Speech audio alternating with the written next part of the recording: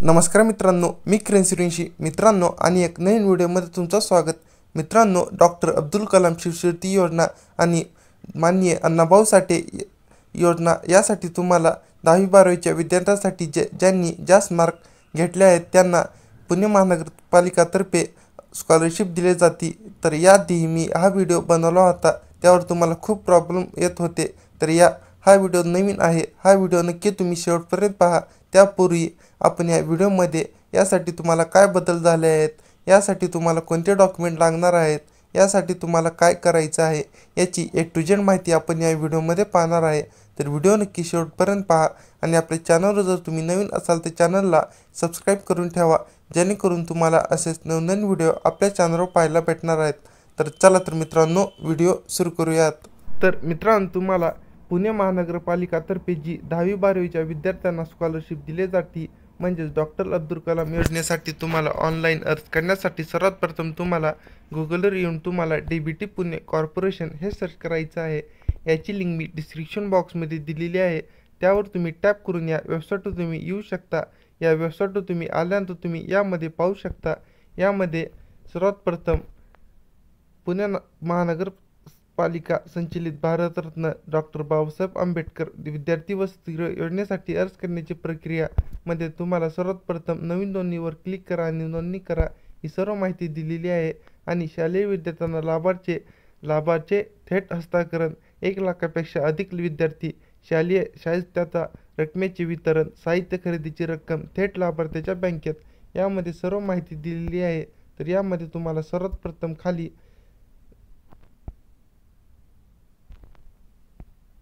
बातम्या अध्ययने मध्ये तुम्हाला निवड यादी, हॉस्टेल विद्यार्थी सूचना, विद्यार्थी हॉस्टेल सिलेक्शन, किमान 60% किंवा विद्यार्थ्यांना अर्थसहाय्य योजनेसाठी फायद्याचा दाखला डाउनलोड करणे ही सर्व माहिती यामध्ये दिलेली आहे. तर यामध्ये तुम्हाला सर्वात प्रथम ऑनलाईन अर्ज करण्यासाठी सर्वात प्रथम तुम्हाला यामध्ये जर तुम्ही यामध्ये नवीन असाल तर तुम्हाला नवीन नोंदणी या ऑप्शनवर तुम्हाला क्लिक करायचं आहे.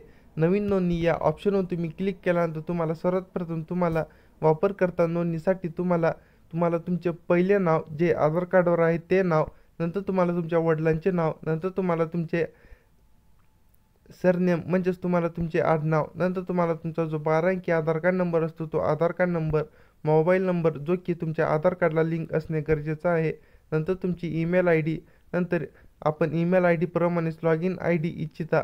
जर तुम्हाला लॉगिन ID तुमची ईमेल ID हवी असेल तर होय, नसेल तर नाही हा ऑप्शन निवडू शकता. नंतर तुम्हाला तुमची लॉगिन ID टाकून तुम्हाला तुमचा पासवर्ड तयार करायचा आहे.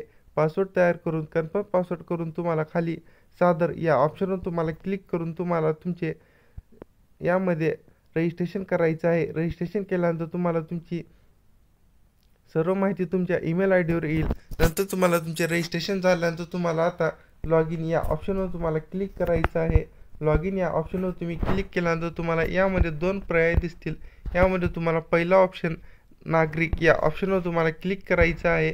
नागरिक या ऑप्शनवर तुम्ही क्लिक केल्यानंतर तुम्हाला आता खाली लॉगिन ID मध्ये तुम्हाला तुमची सर्व डिटेल्स यामध्ये टाकून तुम्हाला आता यामध्ये योजनेसाठी अर्ज करा आणि नंतर आपल्या अनुप्रयोगमध्ये अर्ज क्रमांक, नाव, श्रेणी आणि योजना नाव, आरंभ तारीख, अर्जाची तारीख, स्थिती, रिजेक्शन रिझल्ट, क्रिया ही सर्व माहिती दिसेल.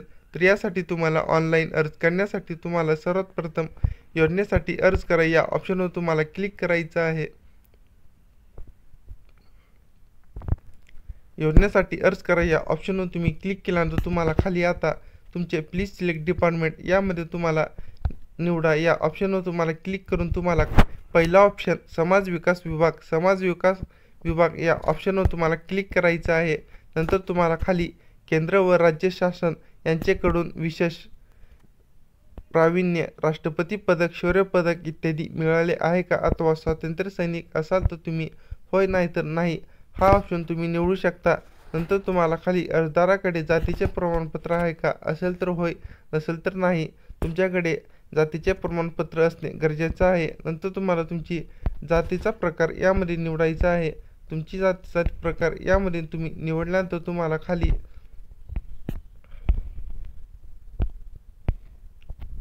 तुमची जात निवडायची आहे. तुमची जी काही जात असेल ती जात निवडल्यानंतर तुम्हाला खाली आता अर्जदार अपंग आहे का, असेल तर होय, नसेल तर नाही हा ऑप्शन तुम्ही निवडू शकता. नंतर तुम्हाला do you want to apply for 12th pass student Lokshahir Annabhau Sathe scheme और 10th pass student Maulana Abdul Kalam Azad scheme यासाठी तुम्हाला फॉर्म भरायचा असेल तर होय या ऑप्शनवर तुम्हाला क्लिक करायचं आहे. आर यू रॅक पिकर नाही हा ऑप्शन तुम्ही निवडू शकता.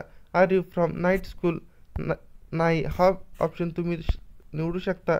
नंतर तुम्हाला तुमचा बोर्ड यामध्ये निवडून तुम्हाला खाली तुमचा सीट नंबर, नंतर तुम्हाला तुमचे पर्सेंटेज यामध्ये टाकून तुम्हाला खाली are you from PMC school, जर तुम्ही पुणे महानगरपालिकेच्या स्कूलमध्ये तुमची 10वी झाली असेल तर होय, नसेल तर नाही हा ऑप्शन तुम्ही निवडू शकता. नंतर तुम्हाला आपण PMC कर्मचारी म्हणजे जे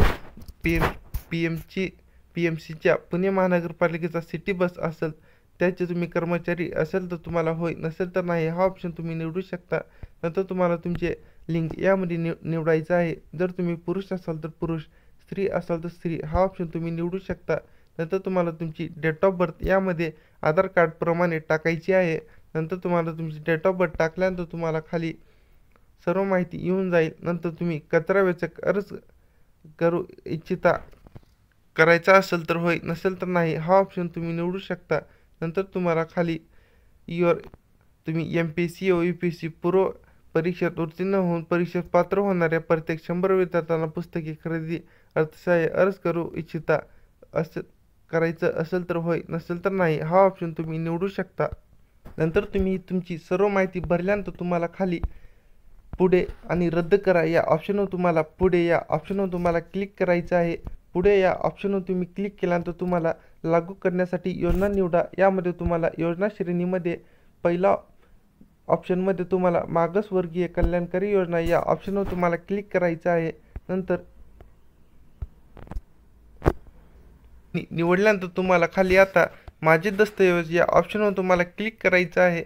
माझे दस्तऐवजमध्ये तुम्हाला सर्वात प्रथम अनुक्रमांकमध्ये दस्तऐवज नाव, फाईलचा प्रकार, फाईलचा आकार, अपलोड तारीख आणि क्रिया ही सर्व माहिती यामध्ये दिसेल.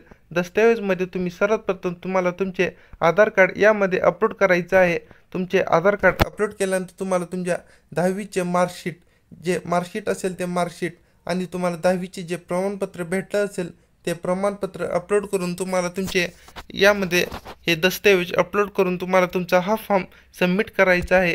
तर अशा प्रकारे तुम्हाला पुणे महानगरपालिका डॉक्टर अब्दुल कलाम आणि अण्णाभाऊ साठे यासाठी तुम्हाला 10वी-12वीच्या विद्यार्थ्यांना ऑनलाईन अर्ज करायचा होता. तर हा व्हिडिओ बनवण्यामागचा एवढेच कारण आहे की याआधीही मी यासाठी तुम्हाला पुणे महानगरपालिकासाठीचा हा व्हिडिओ बनवला होता. तो व्हिडिओ खूप जुना आहे. त्या लिंकवर तुम्ही टॅप करून तुम्हाला खूप प्रॉब्लेम येत होते. त्यासाठी तुम्हाला यामध्ये तुम्हाला मला कमेंट येत होते की ऑप्शनच येत नाहीत, काय सिलेक्टच होत नाहीत. यासाठी हा व्हिडिओ बनवलेला आहे. तर हा व्हिडिओ तुम्हाला चांगला प्रतिसाद भेटेल मी आशा करतो. तर हा व्हिडिओ आवडला असेल तर या व्हिडिओला नक्की तुम्ही लाईक करा आणि हा व्हिडिओ जास्तीत जास्त तुमच्या मित्रांना शेअर करा. धन्यवाद. जय हिंद, जय महाराष्ट्र.